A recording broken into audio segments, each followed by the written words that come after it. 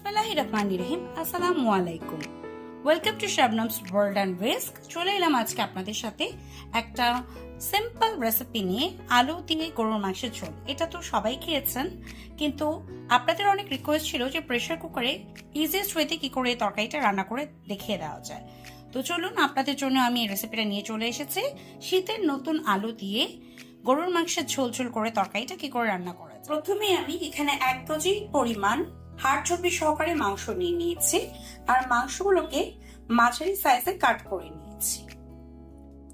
আর এখানে আমি আরো নিয়ে নিয়েছি মাংসের সাথে অ্যাড করে বাজারে শীতের যে নতুন আলুটা পাওয়া যায়। ছোট আলুগুলো আমি জাস্ট হালকা একটু ছিলে নিয়েছি।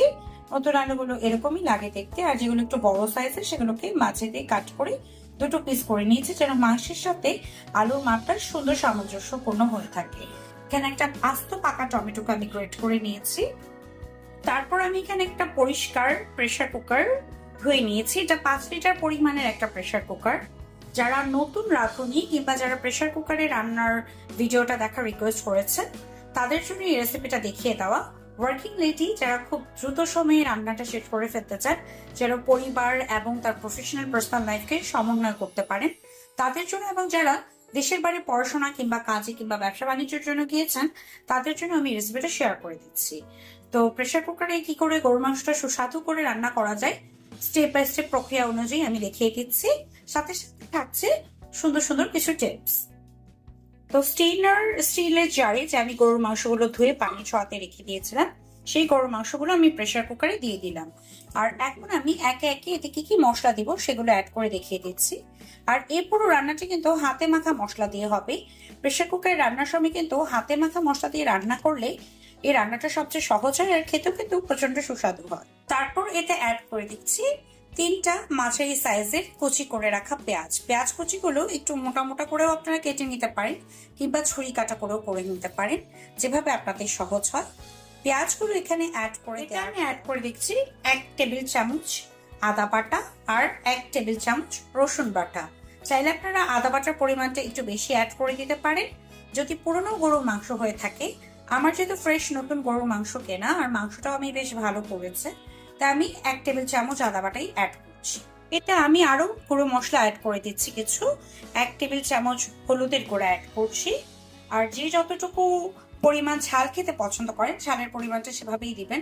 আমি এখানে 1 টেবিল চামচ পরিমাণ মরিচের গুঁড়া দিচ্ছি।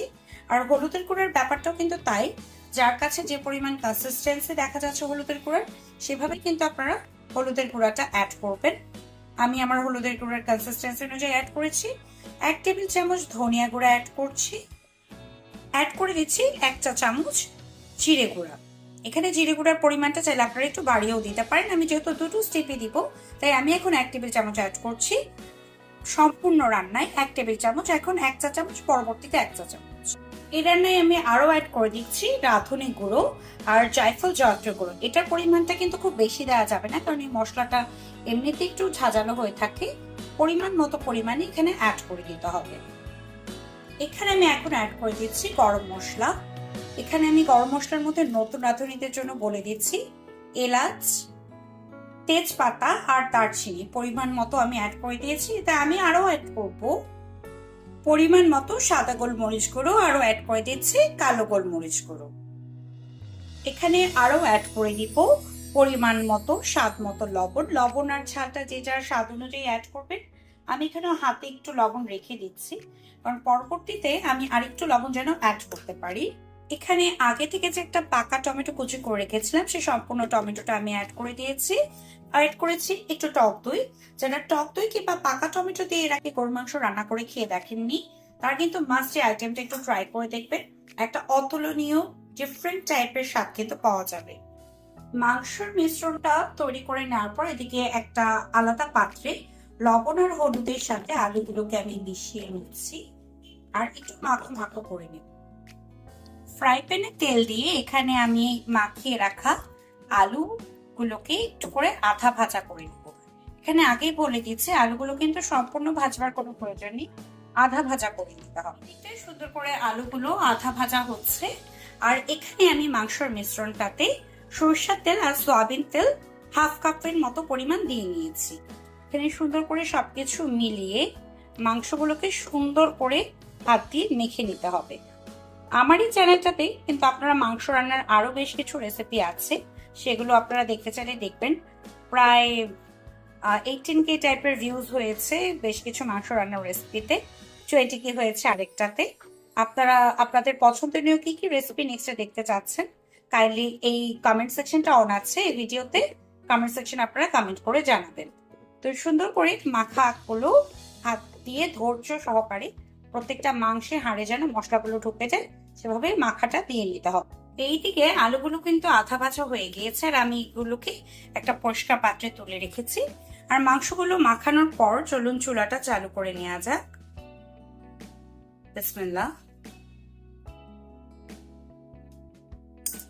চুলাটাকে ফুল আঁচে রেখে এইভাবে আমি মাংসটাকে বেশ কিছুক্ষণ রান্না করে নিব, যে পর্যন্ত না মাংসের গায়ে থেকে পানি বেরিয়ে আসছে। মাংসটাকে একটু কষিয়ে 7 মিনিট এভাবে টাড়া জ্বালা রান্না করার পর দেখুন মাংস থেকে পানি বেরিয়ে এসছে।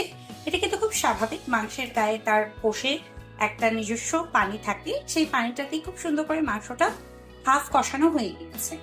এখন গরম পানি অবশ্যই কিন্তু ব্যবহার করতে হবে। এখানে আমি 1.5 কাপের মতো গরম পানি অ্যাড করে দিচ্ছি। আপনারা আপনাদের মাংসের নতুন মাংস রান্না হলে কিংবা পুরাতন মাংস রান্না হলে মাংসের রুই অনুযায়ী সেরকম ভাবে পানি অ্যাড করবেন, ঝোলের পরিমাণটা অনুযায়ী। কিন্তু যেহেতু আলুতে একটু ঝোল করে মাংস রান্না করব, সো পানির পরিমাণটা কিন্তু একটু বেশিই হবে। আর প্রেসার কুকারে যেহেতু রান্না করছি, এটা তো বাষ্পেই রান্না হবে, মাংসেরও নিজস্ব গায়ে একটা পানি আছে, সে ব্যাপারটাকে মাথায় রেখে পানিটা অ্যাড করতে হবে। তারপর খুব সুন্দর করে নাড়াচাড়া দিয়ে নিতে হবে। তারপর প্রেসার কুকারের ঢাকনাটাকে লাগিয়ে প্রেসার মিটারটা অবশ্যই কিন্তু অন করে দিতে হবে। প্রেসার মিটারটা is very important in pressure cooker cooking, because pressure কুকারের ভেতরে যদি চাপের মাত্রাটা, প্রেসার কিংবা বাষ্পের মাত্রাটা খুব বেশি হয়ে যায়, তখন এই প্রেসার মিটারটা এটাকে ব্যালেন্স করতে হেল্প করে। তারপর এই অবস্থাতেই ফুল আছে এটাকে আরো 10 থেকে 15 মিনিট রান্না করার পর দেখেন মাংসের রংটা কি সুন্দর এসেছে। এখনো কিন্তু রান্না সম্পূর্ণ হয়ে যায়নি, যে টমেটো গ্রেট করে দিয়েছিলাম ওটা অনেকটা আধা সেদ্ধ হয়ে এসেছে। অফ ক্যামেরায় আমি মাংসটা চেক করে দেখে নিয়েছি, মাংসটা প্রায় হাফ বয়েল হয়ে এসেছে। এ পর্যায়ে আগে থেকে যে আলুটা রেখে দিয়েছিলাম হাফ ফ্রাই করে, সে আলুগুলো মাংসে অ্যাড করে দিব। আলুগুলো মাংসে অ্যাড করে দেওয়ার পর সুন্দর করে নাড়াচাড়া দিয়ে আবার মাংসের সাথে সম্পূর্ণ আলুর মিশ্রণটা মিশিয়ে নেব। প্রেসার কুকারটা যারা ফার্স্ট টাইম ইউজ করছেন তাদের জন্য বলে দিয়েছে, যখন আপনাদের 15 মিনিটের মতো রান্না শেষ হয়ে যাবে, তখন প্রেসার কুকারে এই যে প্রেসার মিটারটা, এইটাকে আপনারা একটা কাপড় দিয়ে ধরে এইভাবে করে উঠিয়ে নেবেন। প্রেসার মিটারটাকে একটা সাইড করে চুলাটাকে বন্ধ করে প্রায় 5 মিনিটের মতো অপেক্ষা করবেন। তখন কিন্তু প্রেসার কুকারটা নর্মাল টেম্পারেচারে চলে আসার পর ভেতরে যে এক্সট্রা বাষ্পটা আছে সেটা এখান থেকে রিলিজ হবে। রিলিজ হওয়ার পর আপনার প্রেসার কুকারটা এইভাবে জাস্ট খুলে নিতে পারবেন।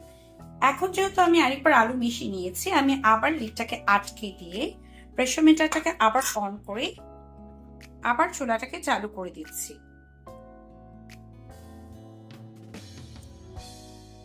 এন্ড আগেইন আমি 10 থেকে 15 মিনিট ওয়েট করে নিচ্ছি আলু আর মাংসগুলো সুসিদ্ধ হয়ে আসার জন্য। এই পর্যায়ে ঢাকনাটা খুলে দেখেন কি সুন্দর তরকারি রংটা হয়ে এসেছে। আলুগুলো খুব সুন্দর করে সিদ্ধ হয়ে গিয়েছে আর মাংস, হাড়, চর্বি সবকিছু খুব সুন্দর করে সিদ্ধ হয়ে এসেছে। আমি অফ ক্যামেরায় মাংস আর আলুগুলো সিদ্ধ হয়েছে নাকি সেটা চেক করে দেখে নিয়েছি।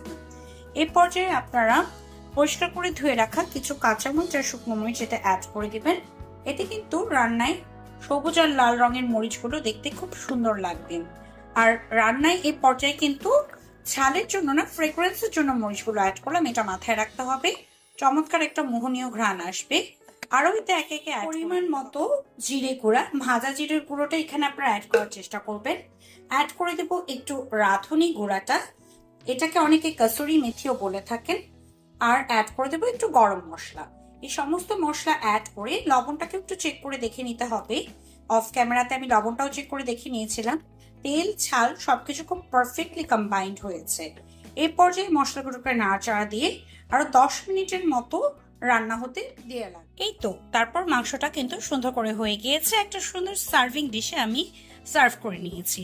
তো দেখলেনই তো কত ইজিলি হাতের কাছে থাকা উপকরণ দিয়ে খুব ইজিয়েস্ট ওয়েতে প্রেসার কুকারে মজাদার একটা আলু ঝোল দিয়ে গরুর মাংস রেসিপি তৈরি করে নেওয়া যায়।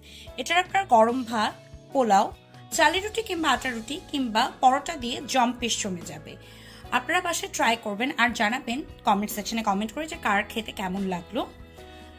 আমার যে রেসিপিগুলো সাধারণত হয়ে থাকে ওয়ার্কিং লেডিদের জন্য কিংবা নতুন রাঁধুনিদের জন্য কিংবা যারা একটু ডিফারেন্ট ডিফারেন্ট রেসিপিস পছন্দ করেন, দেশের বাইরে পড়াশোনা করতে কিংবা ব্যবসা বা চাকরির খোঁজে গিয়েছেন, তাদের সবার জন্য খুব ইজিয়েস্ট ওয়েতে কি করে রান্নাগুলো করে নিতে পারেন সেটাই আমি আপনাদেরকে দেখিয়ে দিচ্ছি। আর যারা আমার পেজটাতে নতুন এই রেসিপিটা দেখছেন তারা একটা লাইক কমেন্ট করে রাখবেন আর পেজটাতে একটা ফলো দিয়ে রাখবেন নিত্য নতুন এই রেসিপিগুলো পাওয়ার জন্য। যারা ইউটিউব চ্যানেলে প্রথমবার দেখছেন তারা বেল বাটনে একটা ক্লিক করে সাবস্ক্রিপশন করে রাখবেন যেন এরকম ইয়ামি ইয়ামি রেসিপিগুলো আপনারা প্রতিনিয়ত পেয়ে যান। নেক্সটে আবার আপনাদের সাথে নতুন কোনো রেসিপি নিয়ে দেখা হয়ে যাচ্ছে। টিল দেন ভালো থাকবেন, সুস্থ থাকবেন আর শাবনাজ ওয়ার্ল্ড অ্যান্ড উইস্কের সাথেই থাকবেন। আল্লাহ হাফেজ।